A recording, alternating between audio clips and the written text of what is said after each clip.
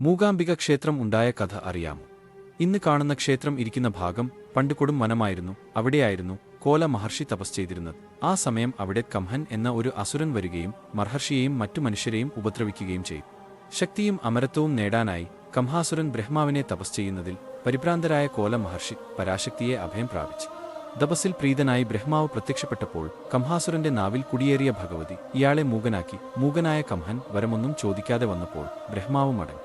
കംഹൻ അതിനുശേഷം മൂകാസുരൻ എന്നും അറിയപ്പെട്ടു. ദപോലക്ഷ്യത്തിനു വിഘ്നം നേരിട്ടതോടെ കോപിതനായ മൂകാസുരൻ ദേവലോകം ആക്രമിച്ചു. പിന്നീട് ഭഗവതി എല്ലാ ശക്തിയുമാർജിച്ച് മൂകാസുര നിഗ്രഹം നടത്തുകയായിരുന്നു.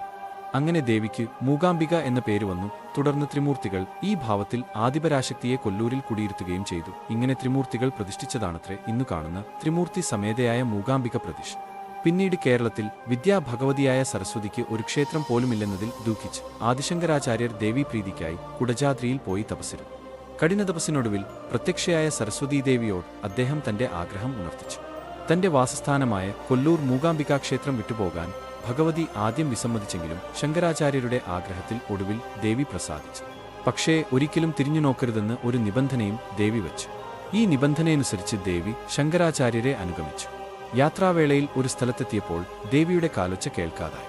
നിബന്ധന മറന്ന് ശങ്കരാചാര്യർ തിരിഞ്ഞു നോക്കിയപ്പോൾ ദേവി വിഗ്രഹമായതായി കണ്ടു. ഏറെ വിഷമിച്ച ശങ്കരാചാര്യർ വീണ്ടും പ്രാർത്ഥന തുടങ്ങി.